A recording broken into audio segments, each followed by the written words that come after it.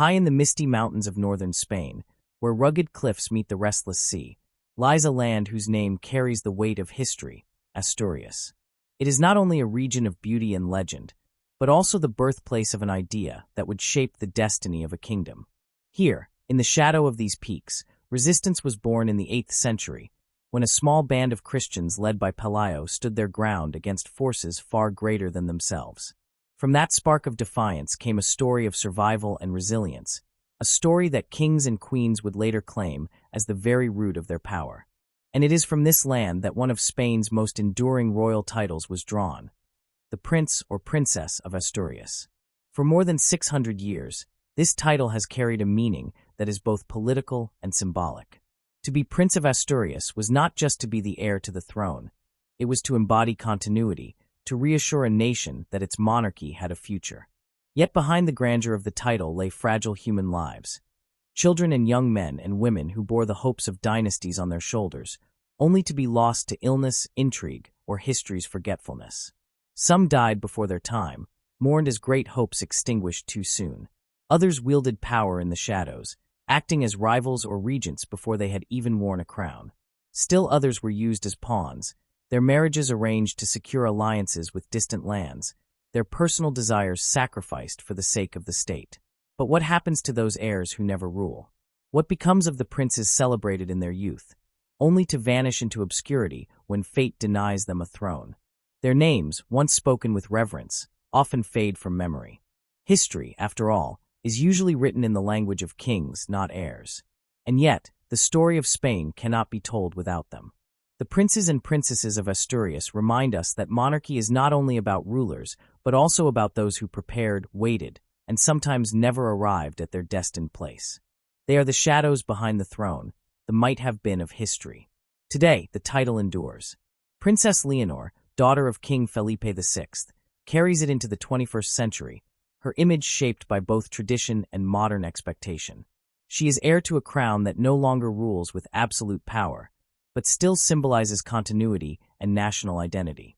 Her presence connects Spain's democratic present with its medieval past, reminding us that the story of Asturias is not finished. So when we look at the princes and princesses of Asturias, we are not just looking at a list of heirs. We are looking at centuries of fragile lives, forgotten legacies, cultural echoes, and enduring symbols that continue to shape the monarchy today. It is a tale of promise and loss, of continuity and change, of heirs who mattered deeply even when history left them behind. Welcome to our channel Words of Time.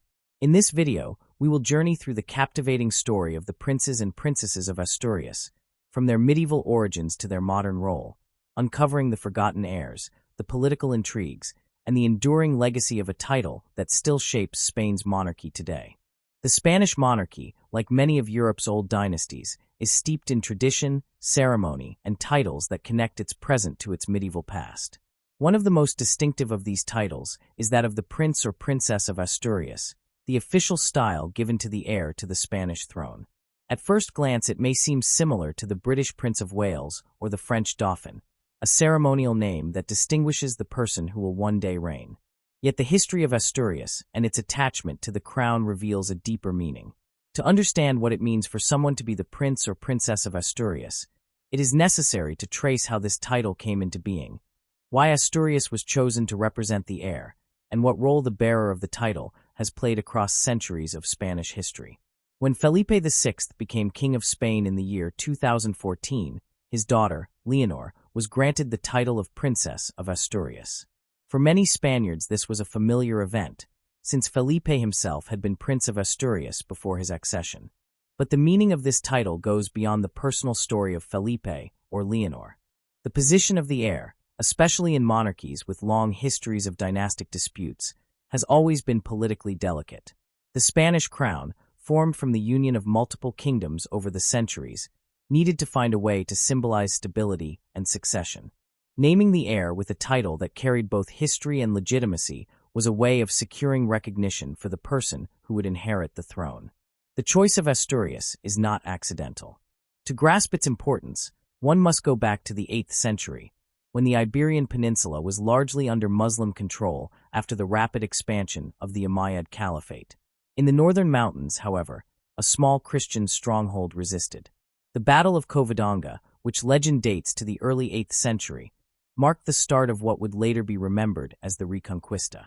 Asturias, with its rugged terrain and symbolic resistance, became the cradle of the Christian kingdoms that eventually expanded southward over the course of many centuries. For Spanish monarchs looking to root their authority in history, Asturias represented the beginning of their legacy, the birthplace of the Christian resistance that would one day form a united Spain. To call the heir the Prince or Princess of Asturias was therefore to tie them to the very origin of Spanish monarchy itself. The title began to take formal shape in the late Middle Ages. In the 14th century, King Juan I of Castile, influenced by how the English crown styled its heir as Prince of Wales, created the title Prince of Asturias for his son Enrique. This happened in the year 1388, when the Cortes of Castile recognized it. Asturias was chosen not only for its historical meaning, but also because it was a relatively loyal and stable region within the kingdom. By attaching the heir to Asturias, the monarchy sought to strengthen ties between the ruling dynasty and the people of that land, much as the English crown did with Wales. Over time, the title became customary, and every direct heir to the throne of Castile and later of Spain bore it. But the role of the Prince or Princess of Asturias has never been just ceremonial. It carried real political and social significance. In monarchies, the identity of the heir is often the subject of intense interest, since it directly shapes the future of the kingdom. A recognized heir helps prevent disputes, rebellions, or civil wars over succession. In Spain, where rival claims often led to violent conflict, the crown used the title of Asturias as a clear sign of legitimacy. To be named Prince or Princess of Asturias meant that one was not only next in line, but also recognized by the political institutions of the realm. This gave the heir visibility and helped integrate them into the machinery of governance.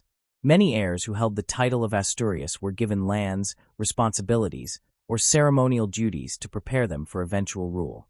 At the same time, the title carried symbolic weight in society. Subjects of the crown saw in the Prince or Princess of Asturias not just the next monarch, but also a living link to both the past and the future. The name reminded people of Asturias as the origin point of the monarchy's history, which added a sense of continuity. In times when dynastic conflicts threatened stability, invoking Asturias was a way to ground the monarchy in something older and more permanent than any single family. For example, during the long and difficult reigns when succession was disputed, the person who successfully claimed the title of Asturias often gained an advantage in legitimacy. The heirs who bore the title also reflected the challenges of Spain itself. Some princes of Asturias died young, which led to repeated changes in succession. Others grew into powerful monarchs, such as Fernando VII, who had been Prince of Asturias before becoming king during the Napoleonic period. His title marked him as heir long before his actual reign, and during times of uncertainty, people rallied around him because he embodied the continuity of the crown. In this way, the role of the Prince or Princess of Asturias went beyond the personal and became a stabilizing institution for the monarchy itself. When seen in a broader European context, the Spanish title fits into a pattern of heirs being given names tied to specific regions.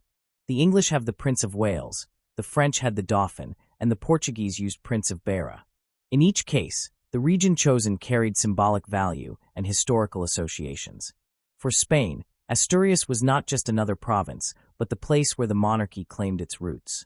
The mountains of Asturias, remembered for their resistance under Pelayo and their place in the Christian reconquest, symbolized resilience and legitimacy. To make the heir Prince or Princess of Asturias was to draw on that memory and remind the realm that the monarchy had a sacred origin tied to the defense of the faith and the land.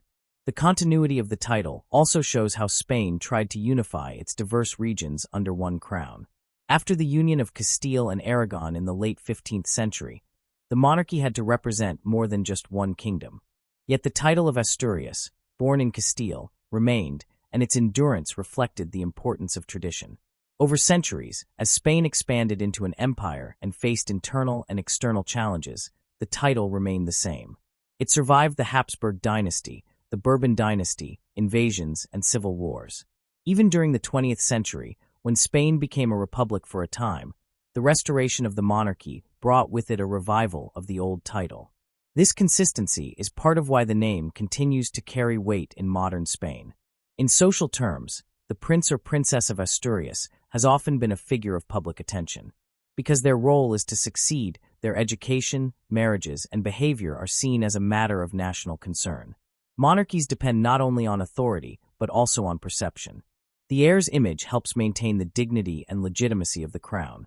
In earlier centuries, this meant preparing heirs through arranged marriages with powerful houses in Europe as a way of securing alliances.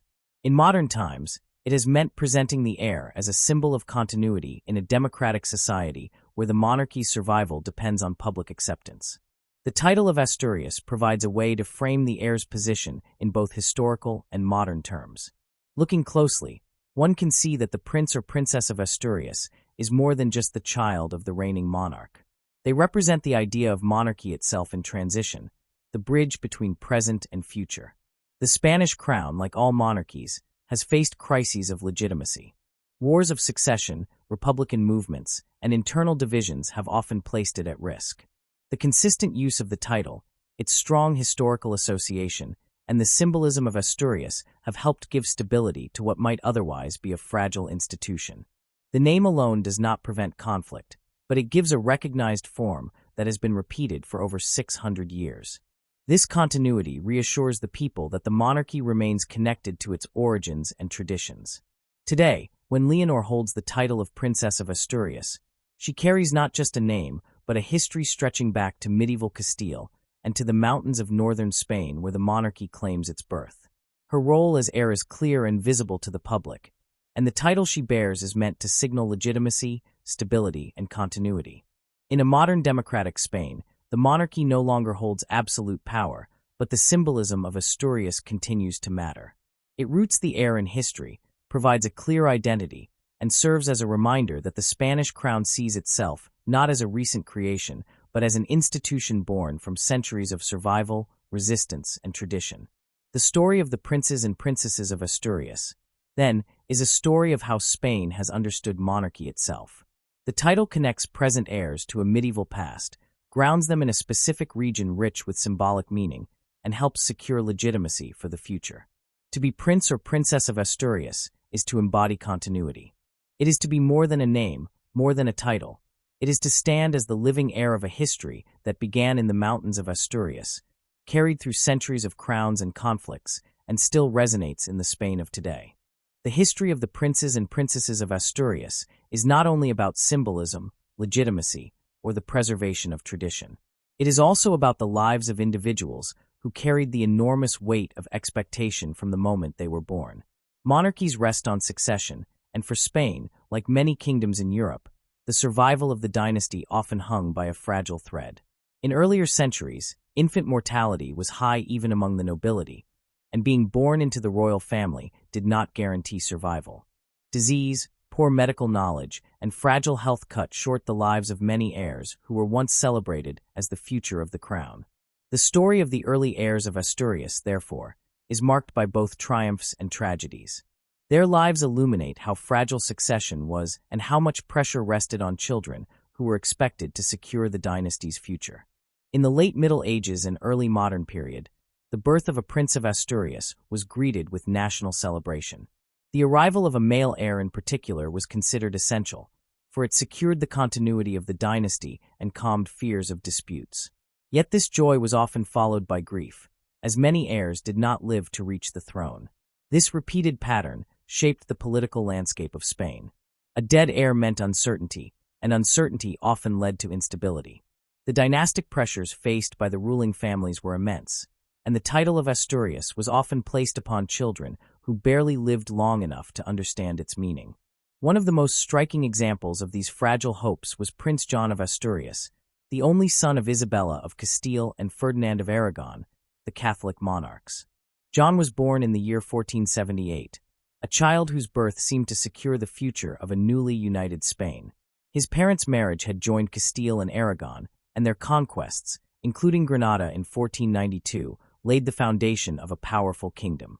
For this reason, all of Spain looked to John as the embodiment of their union and the promise of continuity. He was educated carefully, trained in governance, languages, and the arts of kingship. Chroniclers of the time described him as intelligent, handsome, and promising, a figure who carried the hopes of his dynasty with grace. Yet fate proved unkind. John was married to Margaret of Austria in 1497, a match that strengthened ties with the powerful Habsburg family. Only a few months later, John fell ill and died at the age of 19. His death shocked the entire kingdom. Isabella and Ferdinand, who had invested all their dynastic hopes in him, were devastated. The nation faced uncertainty as succession passed to their daughters and eventually to their grandson, the future Charles V. The death of John was more than a personal tragedy. It altered the entire trajectory of Spain. Had John lived, Spain's succession might have remained more secure, and the struggles that later arose with Charles and the Habsburg inheritance might have been avoided.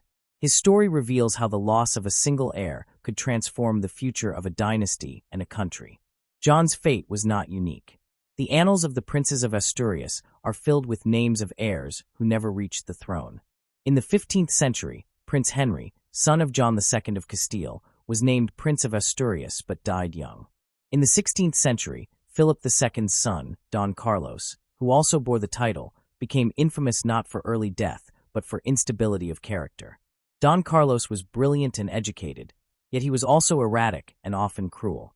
His behavior alarmed the court to such an extent that his father eventually confined him. He died in captivity at the age of 23, never ascending the throne. His troubled life shows the heavy burden placed on heirs, who were scrutinized not only for their health but for their character. A prince could not simply be born. He had to be seen as fit to embody the monarchy itself.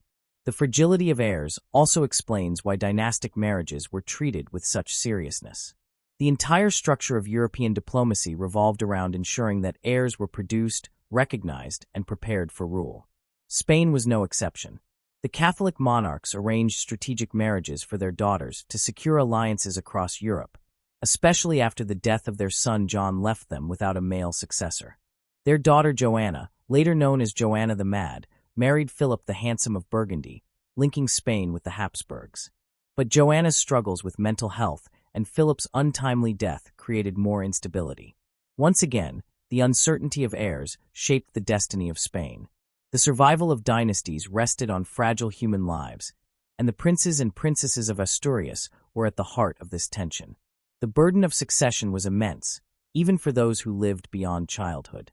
Heirs were often treated as miniature adults, educated with rigor, and expected to carry themselves with dignity from a young age. Their education included not only governance and diplomacy, but also lessons in religion, warfare, and languages. A prince of Asturias was not merely a child of the monarch, but a living embodiment of the state's continuity. Every word, every gesture, and every action was scrutinized because it reflected the future of the crown. This pressure often weighed heavily on young princes, many of whom faced lives shaped entirely by expectation rather than personal choice. One must also consider the emotional toll on royal families. Behind the pomp of titles and ceremonies were parents who lived in constant fear of losing their children. The Catholic monarchs, in their grief over John's death, reveal how personal sorrow intertwined with dynastic crisis. For them, the loss was both human and political. The repeated deaths of heirs across Spanish history, whether from illness or misfortune, created cycles of mourning that shaped the monarchy. These deaths were not private affairs. They were national tragedies because the entire realm depended on the survival of the heir.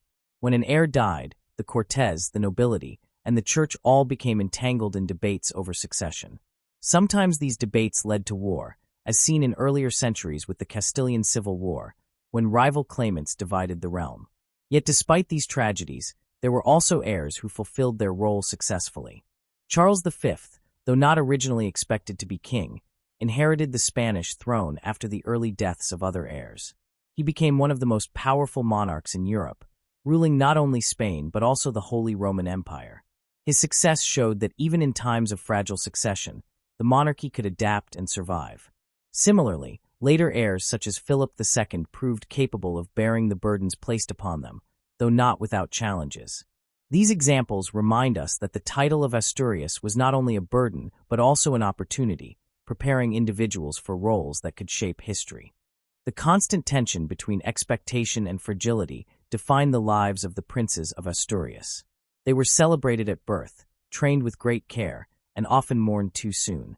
Their personal lives were never truly their own, for they carried the hopes of dynasties and the stability of kingdoms. The story of Prince John of Asturias stands as perhaps the most poignant example of these great expectations cut short, but his story is echoed by many others across centuries. Some heirs struggled under the weight, others succumbed to illness, and a few rose to meet the challenge. All of them, however, reveal the human side of monarchy, the vulnerability of individuals placed at the center of national destiny. In looking at these heirs, we also see how Spain itself was shaped by the fragility of succession. The deaths of young princes shifted alliances, altered inheritance, and sometimes sparked conflict. The survival of the monarchy depended on the lives of children, a precarious foundation that often produced instability. The title of Asturias gave heirs visibility and legitimacy, but it could not shield them from illness or misfortune. What it did do was remind the realm, over and over, of the importance of continuity, of the need to secure the future through the present. The princes and princesses of Asturias lived at the crossroads of personal and political life, carrying expectations greater than any child should have borne, yet central to the very survival of Spain. If the early heirs of Asturias carried the burden of expectation and the fragile weight of mortality, those who survived childhood often found themselves caught in a different kind of trial. Their lives were not only shaped by the hope of succession, but also by the relentless political calculations of the monarchy. Princes were more than children of kings and queens. They were pieces in the larger game of diplomacy, pawns in marriage alliances, and symbols of the monarchy's stability. In some cases, they became active participants in governance, acting as regents, advisors, or figures of influence while their parents still ruled. Yet history is selective in memory, and while some heirs were remembered as great figures who went on to rule, others faded into obscurity, celebrated in their own time, only to be forgotten in the centuries that followed. Marriage was the first and most common way in which princes were used as instruments of politics. In the world of dynastic Europe, marriage was rarely about personal choice. Instead, it was about strategy, diplomacy, and survival. A union could secure peace, form alliances, and expand influence. For a prince of Asturias, the choice of spouse was often made before he was even of age, carefully negotiated by courtiers and ambassadors who saw in his marriage a way to strengthen Spain's place in Europe. The tragic case of Prince John, son of Isabella and Ferdinand, already showed how crucial such unions were. His marriage to Margaret of Austria was not only a personal bond, but also a diplomatic arrangement meant to bind Spain with the Habsburgs. His early death left that bond fragile, yet it laid the groundwork for the marriage of his sister Joanna to Philip of Burgundy, which eventually brought about the vast Habsburg inheritance that defined Spanish power in the 16th century. The heirs who followed John also became pawns in this delicate game. Don Carlos, the son of Philip II, was initially considered for marriage alliances with Portugal and France, reflecting the way his hand in marriage was treated as a diplomatic prize. His troubled personality, however, made these plans falter, showing how fragile such strategies could be. Later heirs were more successful in fulfilling this role. For example, Philip III, who had been Prince of Asturias before his accession, was married to Margaret of Austria, reinforcing once again the deep ties between Spain and the Habsburg world. The repetition of these connections shows how central the marriage of heirs was in shaping European politics. Through marriage, the princes of Asturias were not only preparing for kingship, but also carrying the weight of international expectations. Yet the influence of heirs was not limited to the realm of marriage. In some cases, princes of Asturias wielded power directly, acting as what could be called shadow regents. Their influence came either because their parents were absent, incapacitated, or overwhelmed by the burdens of rule. One striking example is that of the future Ferdinand VII. As Prince of Asturias in the late 18th and early 19th centuries, Ferdinand became a focal point of political intrigue long before he wore the crown. His relationship with his father, Charles IV, was fraught with tension, and his rivalry with the king's favorite Manuel Godoy turned him into a rallying point for opposition. The so-called conspiracy of El Escorial in 1799 revealed the extent to which Ferdinand, as Prince of Asturias, was seen not just as an heir, but as a potential alternative to the reigning monarch.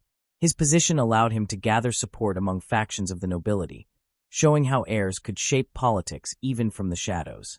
Earlier centuries also provide examples of such influence. During periods when kings were absent from the kingdom, whether at war or engaged in affairs abroad, the Prince of Asturias could be entrusted with governance. This was both a training ground and a test of loyalty. Some princes handled the responsibility with skill, gaining respect and building their own networks of power. Others proved less capable, leading to discontent. The position of heir was thus a dangerous one. It gave visibility and influence, but it also created enemies and exposed the prince to intrigues at court. For those who lived in the tense world of royal politics, being heir was as much a risk as it was a privilege. The story of forgotten heirs also reminds us that history tends to remember kings more than princes.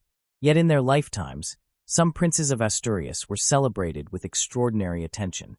Ceremonies, festivals, and public displays often surrounded their naming as heir, reflecting the excitement of succession. Chroniclers and poets described them as embodying the hopes of the realm, and their every move was watched with interest. But when fate intervened through death, illness, or political misfortune, their memory often dimmed. What had once seemed like a life of great promise became little more than a footnote. The case of Prince Balthasar Charles in the 17th century illustrates this. The only son of Philip IV and Elizabeth of France, Balthasar Charles was adored by his parents and the court. He was given a careful education and carried the title of Prince of Asturias with dignity. But he died suddenly at the age of 16 in 1646. His death was mourned across Spain, and contemporary accounts portrayed him as a figure of immense promise. Yet today his name is scarcely remembered outside specialist histories. His short life, once filled with expectation, has faded into obscurity. Such stories highlight the contrast between glory and forgetting. At the time of their lives, princes of Asturias often carried immense symbolic weight. Their presence reassured the people that succession was secure. Their image appeared in celebrations, their marriages were matters of diplomacy, and their education was treated as preparation for greatness. But when they failed to live long enough to rule, or when their reigns did not meet expectations, their legacy dimmed. History moves forward, and only those who reach the throne or alter the course of events in dramatic ways tend to be remembered widely. The rest remain shadows, remembered in their own time, but left behind in collective memory. It is striking to observe how the title of Asturias gave visibility, yet at the same time condemned some heirs to obscurity once they failed to fulfill its promise. Princes who died young became tragic figures, mourned in the moment but erased in the long narrative of Spain's past. Others, who influenced politics in their parents' time but left little enduring legacy, became remembered mainly for their intrigues rather than their achievements. Still others, caught in the relentless machinery of dynastic marriage, became symbols of Spain's international ambitions rather than individuals in their own right. This duality, celebrated in life, forgotten in history, is part of what makes the story of the Princes of Asturias so human. Behind the ceremonies and titles were young men and women shaped by expectation, often unable to determine their own destiny, their lives remembered only when they fit the larger narrative of Spain. Taken together, the lives of these heirs show that the title of Asturias has always carried a dual role. It prepared heirs to rule and gave them recognition, but it also made them vulnerable. They were targets of intrigue, tools of diplomacy, and symbols of continuity. The survival of the monarchy depended on them, yet their personal fates were often tragic. Some rose to greatness, others died in youth, and many lived lives overshadowed by their parents or forgotten by later generations. The story of the Princes of Asturias is not simply a history of succession. It is also a history of fragile lives placed at the center of politics, of expectations too heavy for any one person, and of the strange mixture of glory and obscurity that defined what it meant to be heir to Spain. The strange truth about heirs is that for all their visibility in life, their legacies are often fragile. The history of Spain is filled with the names of kings and queens, dynastic marriages, great wars, and sweeping reforms, but the heirs who never reached the throne are remembered only in fragments. Their names surface in specialist histories, in footnotes, in genealogies, but not in the broader story most people know. This is not because their lives were unimportant in their own time. Quite the opposite. The birth of a Prince of Asturias could be a cause for national celebration, and their education and marriages could determine the course of diplomacy. Yet as centuries pass, their memory often fades. The reasons for this are not hard to trace, and they tell us as much about how we remember history as they do about the heirs themselves. The first and perhaps most obvious reason lies in what might be called the king's story bias. Historiography, particularly in its older forms, has long been shaped by the idea that history is defined by rulers. Chroniclers, court historians, and later national historians focused their narratives on the deeds of reigning monarchs, for it was the reign itself that provided the framework of events.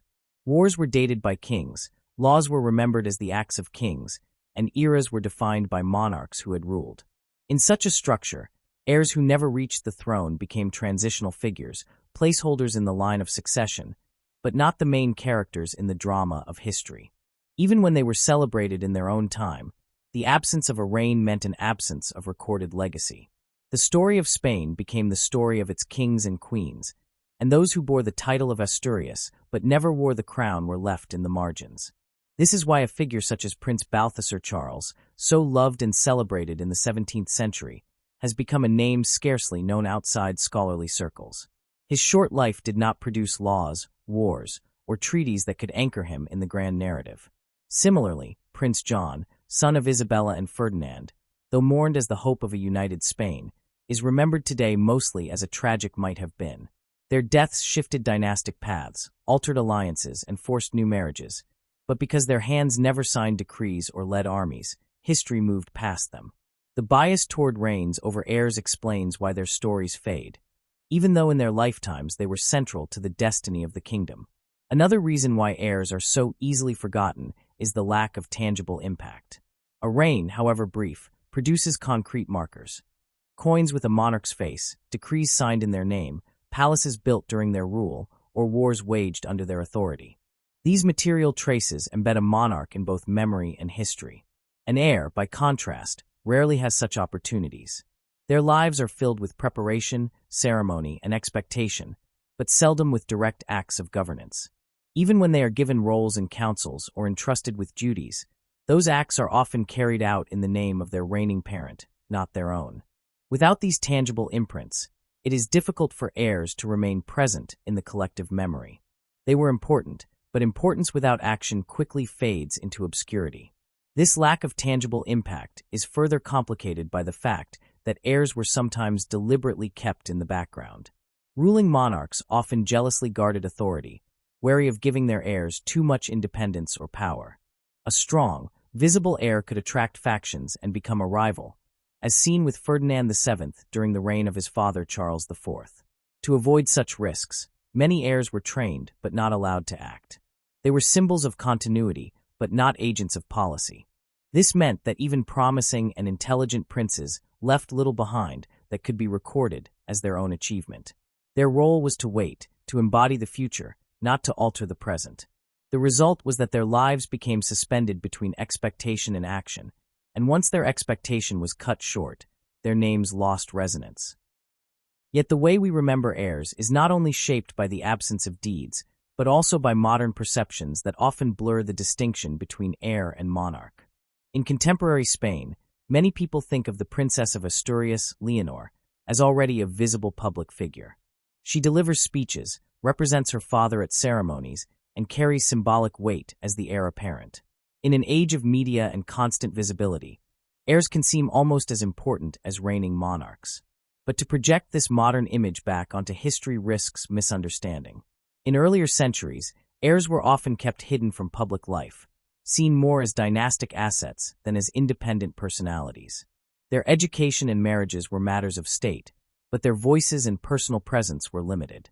Unlike Leonor, who can be seen addressing the public and speaking on education, the arts, or civic life, a prince of Asturias in the 15th or 16th century rarely had such a platform. The contrast between modern visibility and historical silence deepens the reasons why so many heirs have been forgotten. The gap between perception and reality also shapes common misconceptions. Many assume that the title of Asturias was always prestigious, always a visible sign of status. While this is true in a ceremonial sense, its real significance was more symbolic than practical. It marked the heir, yes, but it did not guarantee influence. Some heirs, like Don Carlos in the 16th century, were heavily scrutinized and feared because of their instability. Others, like Balthasar Charles, were adored but never allowed to exercise independent power. Still others were barely noticed beyond the court. The prestige of the title in our eyes today reflects the continuity of monarchy, but in their own time, Many princes of Asturias lived as figures of fragile importance, their significance tied entirely to a future that never arrived. The forgetting of heirs is also part of a larger pattern in how societies remember the past. We remember what lasts: victories, laws, reforms, wars, and monuments. Heirs who died young or lived in shadows did not create lasting structures, and so memory passed them by.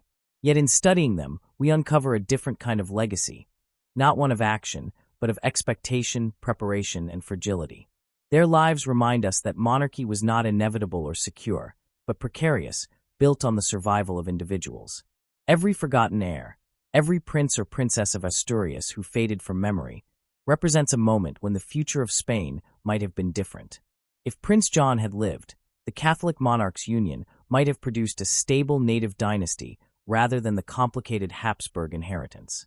If Balthasar Charles had survived, Spain might have faced the late 17th century under his reign rather than entering a war of succession.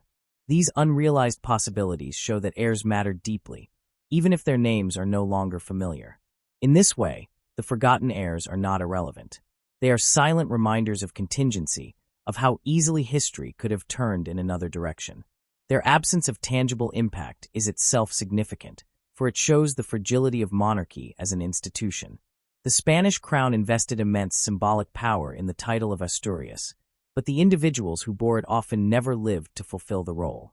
That gap between symbol and reality is why their legacies appear lost. Yet by looking more closely, we can see how their presence, even when cut short, shaped decisions, marriages, and political calculations that altered the course of Spain. Today, when we see the Princess of Asturias standing as heir, visible and active in public life, it is easy to forget that this continuity was built on centuries of fragile succession, forgotten heirs, and unfulfilled reigns. The title has endured because it symbolizes more than the individual. It ties the present to the past, invokes the origin story of the monarchy in Asturias, and reassures the nation that there is a future beyond the present king. But the heirs themselves, the flesh and blood children who carried that title, often lived lives filled with pressure, expectation, and tragedy. They were celebrated in their time, mourned when they died, and then forgotten as history moved forward. Their lost legacies remind us that monarchy is not only about power and continuity, but also about the fragility of individuals whose lives carried the weight of nations. The story of the princes and princesses of Asturias, when followed from the medieval origins of the title to the forgotten heirs of later centuries, leads us naturally to the present. The survival of the title across more than 6 centuries is remarkable. Few institutions have endured with such consistency, particularly in a country that has faced civil wars, foreign invasions, dynastic conflicts, and republican experiments. That the title of Asturias is still alive today, embodied by Princess Leonor, is proof that it has retained symbolic power while adapting to new times. To understand its contemporary relevance, it is necessary to see how the history of forgotten heirs and fragile successions informs the duties, image, and future of today's heir apparent. The present monarchy in Spain is constitutional, limited by democratic institutions, and without the absolute authority once held by kings of the past. Yet the heir remains important, both symbolically and politically. Leonor, as Princess of Asturias, is not a passive figure waiting for the crown. She already plays a visible role, attending public ceremonies, delivering speeches, and serving as a representative of her generation. Her position has echoes of earlier heirs who embodied continuity, but with a difference. Today, her actions are broadcast, analyzed, and discussed in ways that earlier princes could not have imagined. Where once an heir's life was largely confined to the court, today the heir is part of the public sphere, with every word and gesture contributing to the monarchy's image in a democratic society. The historical role of the prince or princess of Asturias informs this image. The title carries with it the memory of fragility, of heirs who died too young or were lost to obscurity. For modern Spaniards, this history is not always explicit, but it shapes the way the monarchy presents itself. Leonor is carefully prepared, much as her predecessors were, but her training is not only in languages, religion, and diplomacy. It includes understanding how to embody a crown that no longer rules by decree, but survives by public trust. The lessons of history, of heirs who failed, of heirs who were forgotten, lie beneath the surface of how the monarchy now shapes its heir. To be Princess of Asturias today is not only to carry a name, but also to be a living reminder that the monarchy has endured through centuries of fragility. The echoes of Asturias also remain present in Spanish culture. Literature, art, and folklore carry fragments of the memory of forgotten heirs. The tragic figure of Prince John inspired chronicles and laments in his own time, with poets mourning the lost promise of his youth. Paintings of Balthasar Charles by artists such as Velázquez preserve the image of a young heir who died before reaching manhood, his face frozen forever as a symbol of unfulfilled potential. In Asturias itself, local folklore often ties the monarchy to the region's identity, with stories linking the title to the legacy of Pelayo and the Battle of Covadonga. For the people of Asturias, the connection to the crown is not only symbolic but also cultural, embedded in festivals, monuments, and local pride. The title of Asturias thus lives not only in the court but also in the imagination of the people, where it continues to resonate as a link between local identity and national history. These cultural echoes show how heirs, even when forgotten in broader narratives, left impressions that endured in art and memory. They were often idealized, depicted as embodiments of youth, hope, and continuity. The image of an heir was powerful precisely because it represented the future. Even when the future never came, the image remained. This explains why paintings of heirs still hold fascination today, even when their names are not widely known. They capture a moment of promise, a reminder of how much rested on the fragile shoulders of a child or adolescent.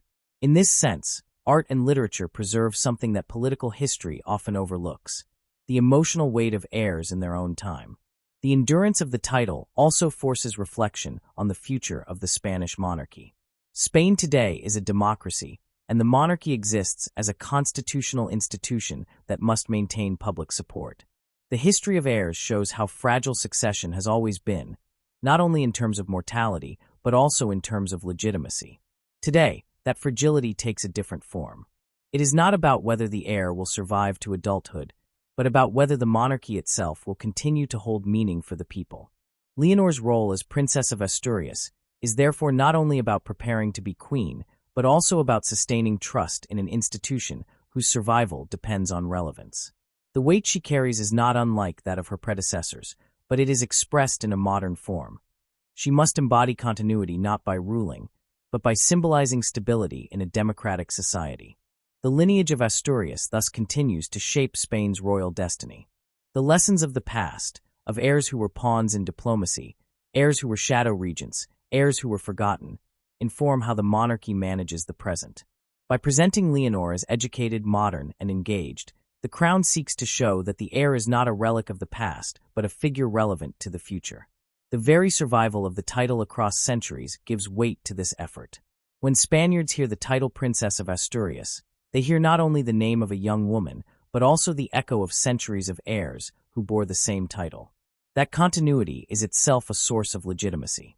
It reminds the nation that the monarchy has endured through loss, intrigue, and fragility, and that it continues to adapt to new times. Looking at the story from past to present, one sees that the legacy of Asturias is not only about individuals, but about the endurance of a symbol. The heirs themselves often lived fragile lives, filled with expectation and pressure, and many were forgotten when they failed to reign. But the title survived, carrying with it the memory of origins, continuity, and destiny. In modern Spain, this endurance is more important than ever. The monarchy's role has changed, but the need for a visible heir remains. The Princess of Asturias today stands as a living link between medieval battles in the mountains of Asturias, forgotten heirs painted by Velázquez, and a democratic society that looks to its monarchy for stability rather than authority. The continuity of this title across such different worlds is a reminder of how deeply history shapes the present. And so, the story of the princes and princesses of Asturias, from forgotten figures to living heirs, is not just a history of succession. It is a story of how symbols endure, how culture preserves memory, and how institutions adapt. The heirs themselves may often have left little tangible mark, but the title they bore continues to matter. In the face of modern challenges, it still carries the weight of history, still reminds Spain of its origins, and still embodies the hope of continuity. The legacy of Asturias, therefore, is not lost but living, carried forward in the figure of Leonor and in the centuries of heirs who came before her, remembered or forgotten, but always essential to the destiny of Spain.